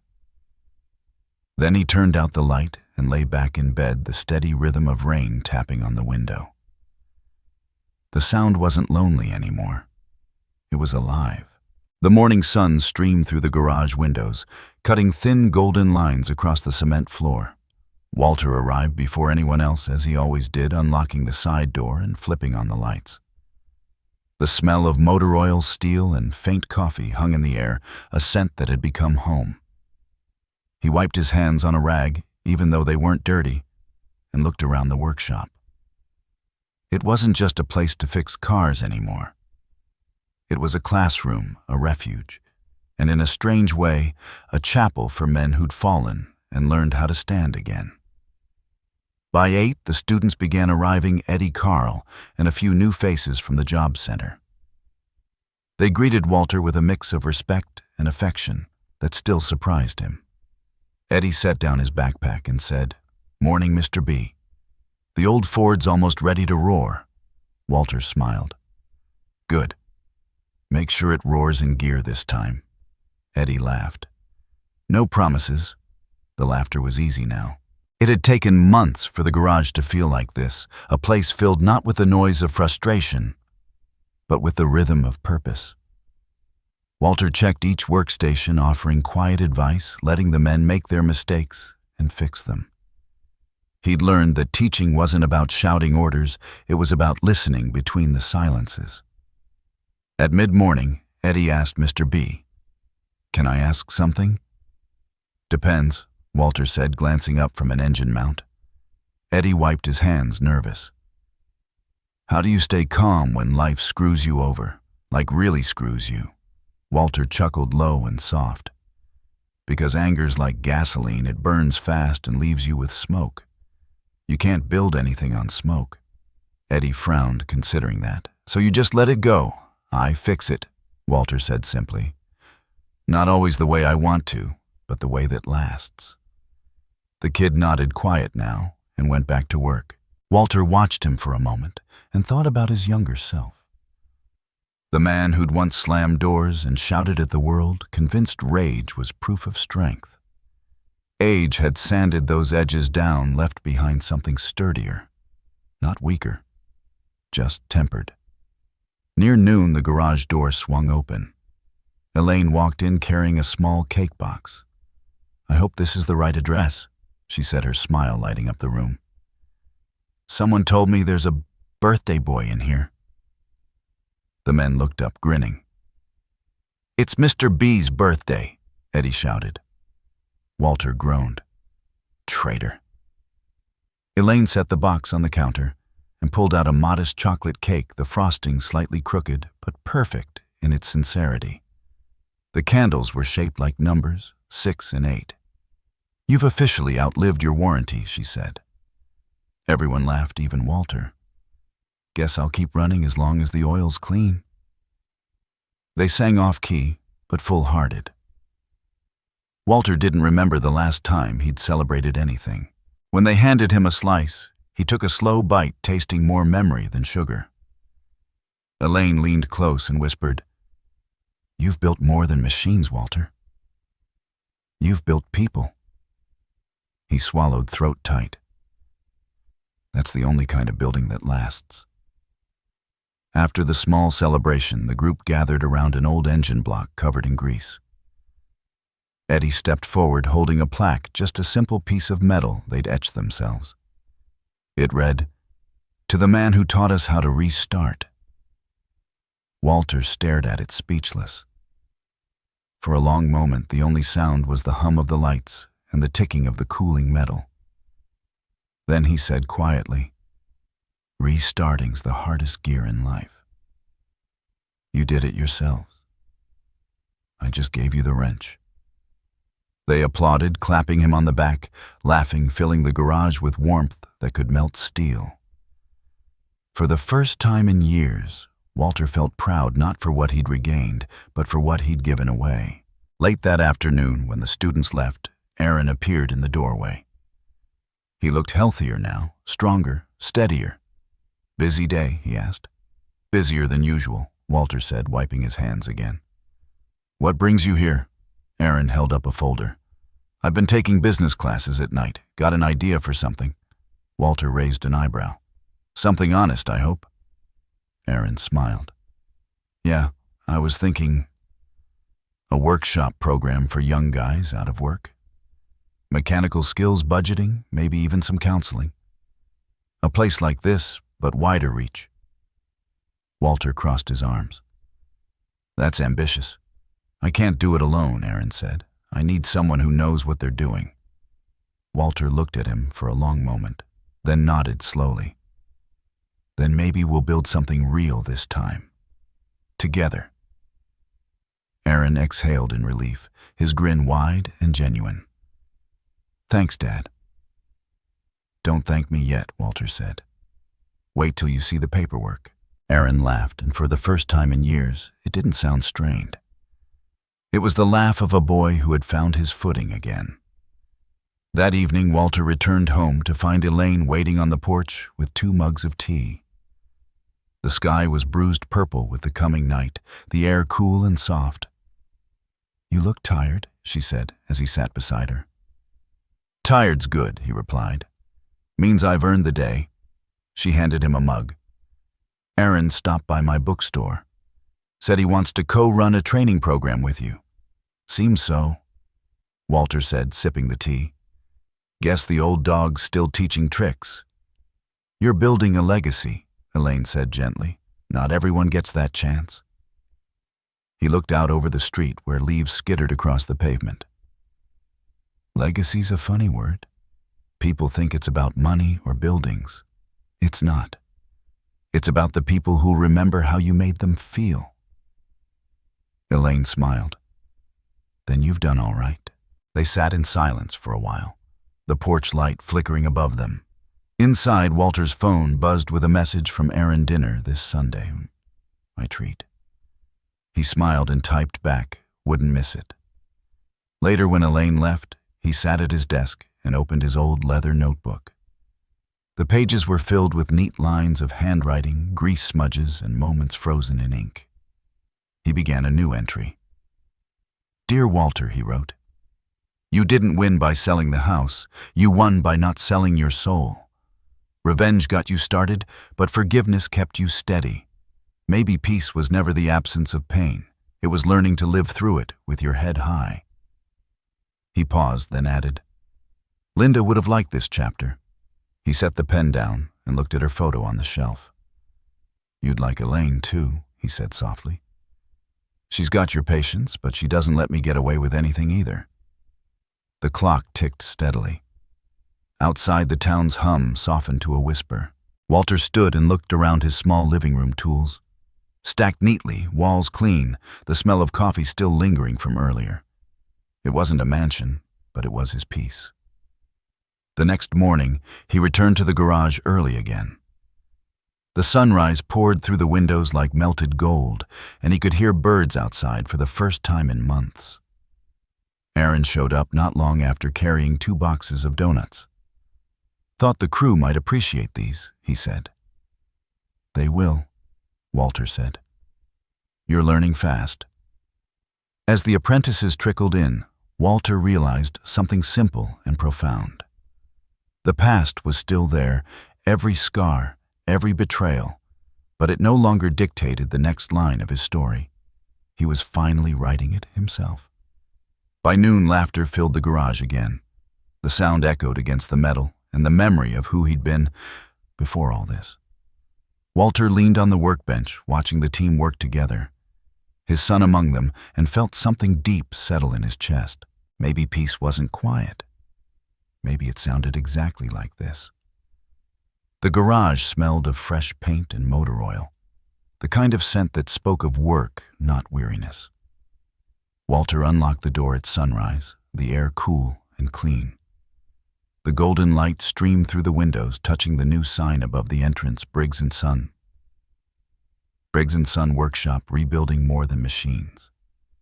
He stood there for a long moment, his hand on the metal frame, the words settling in.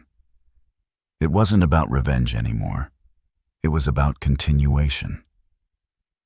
Inside, the walls were covered with photos of students who had finished the program, smiling faces, greasy hands, small victories frozen in time. Walter ran his fingers over one of the photos and smiled.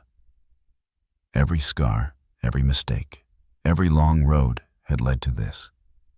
By 8, the place was alive.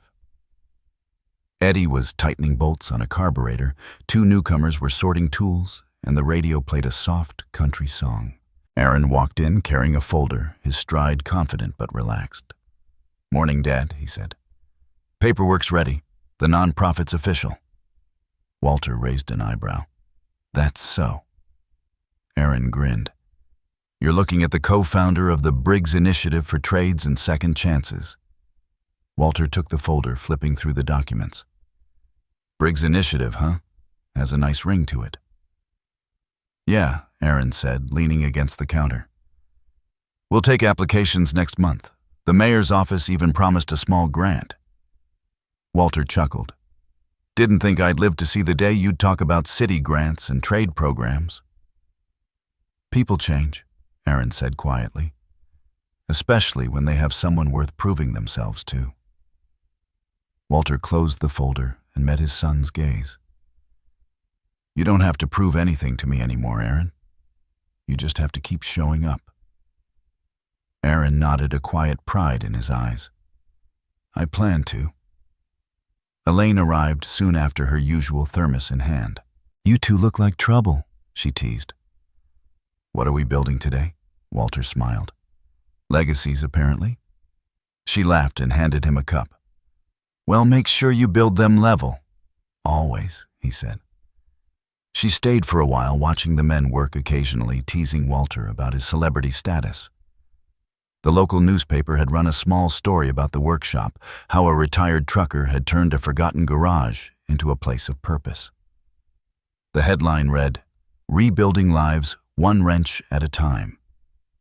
That afternoon, Walter stood behind a wooden podium at the community center. The crowd was small, maybe 40 people, but every face glowed with attention. Some were students, some locals, and a few familiar neighbors, including Mrs. Colton from Maple Avenue.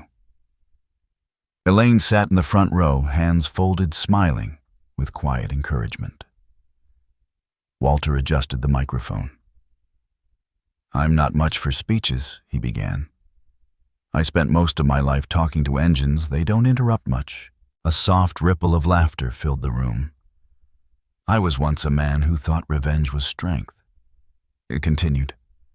"I thought getting even meant I'd finally win. But somewhere along the way, I learned that peace takes more courage than anger ever did." He paused, his eyes sweeping across the faces in the room. "A few years back, I lost everything I thought made me a man. My home, my pride, even my family. But the funny thing about losing is that it clears space for better things to grow. Forgiveness, purpose, patience, even love." He glanced at Elaine, who smiled back through a shimmer of tears. "I don't stand here as someone who conquered life," he said softly. "I stand here as someone who stopped letting life conquer him." Applause rose, gentle but heartfelt. And in that moment, Walter realized he wasn't angry anymore. He hadn't been for a long time. After the talk, people came up to shake his hand, thank him, share their own stories. Near the back of the room, he saw a face he hadn't expected: Beatrice. She looked smaller than he remembered, humbled, her hair streaked with gray. She waited until the crowd thinned before approaching. "Walter," she said quietly, "I didn't come here to cause trouble." "I didn't think you did." He replied, his tone even. "I heard about what you built," she said. "And I wanted to say, I was wrong. About you, about everything." Walter studied her for a moment, then nodded. "Life has a way of teaching us the hard way." She looked down. "Thank you for not humiliating me." "You could have. I didn't need to," he said simply. "Life already did what I couldn't." Beatrice's lips trembled, but she didn't argue. "I hope you're happy." "I am," Walter said, and meant it. "Take care of yourself." She nodded, eyes glistening, and walked away. Aaron joined his father at the door, having seen the whole exchange. "You okay?" he asked. "I am," Walter said again, quieter this time. That was closure. They walked out into the evening, the sky painted with streaks of orange and rose. The workshop lights glowed faintly down the street. Elaine waited there with 2 coffees, her scarf fluttering in the wind. "Speech went well," she said as they approached. "I didn't faint," Walter replied. "That's a win," she laughed. "You did more than talk, Walter. You gave people hope." He looked around the river, gleaming beyond the rooftops, the town alive in its quiet way, Aaron locking the garage with a grin. "Guess that's all I ever wanted." Elaine slipped her hand into his. "Do you ever miss who you were?" Walter thought for a moment. "No," he said. He was busy surviving. "I'm busy living." They walked together along the riverbank, their steps slow and even. The reflection of the Briggs & Sons sign shimmered across the water like a heartbeat. Walter took a deep breath, the cool air filling his chest. He'd finally learned that revenge wasn't about destruction. It was about reconstruction. Later at home, he opened his notebook for the last time. The pages were nearly full notes, sketches, life lessons written in his steady, old-fashioned handwriting. On the final page, he wrote, "People think revenge is about getting even. But the real kind is quieter. It's the life you rebuild when no one's watching. They called me a burden once. Now they call me teacher. Funny how time fixes what pride breaks." He closed the book and set it beside Linda's picture. "You were right, Lynn," he said softly. "The sweetest revenge really is peace." He turned off the lamp and stood at the window, watching the town lights blink like slow-moving stars. The garage was visible from there, bright, steady, alive. He smiled. The camera would linger on that image, the old man in the window, the glow of the workshop, the sound of the river rolling steady in the distance. Then Walter's voice would return calm and deep, carrying the weight of a lifetime. Some stories of revenge end in bitterness. Others end in wisdom. If mine reminded you of your own journey of a burden you carried too long, don't carry it alone. Tell me your story in the comments. Someone out there might need to hear it. And if you believe that peace is the strongest form of justice, stay with us. Subscribe and join more stories where loss becomes strength and endings turn into beginnings. As the screen faded to the soft light of the Briggs & Sons sign glowing in the dusk, Walter's final words echoed faintly. Peace doesn't mean the fight is over. It just means you finally chose the right side.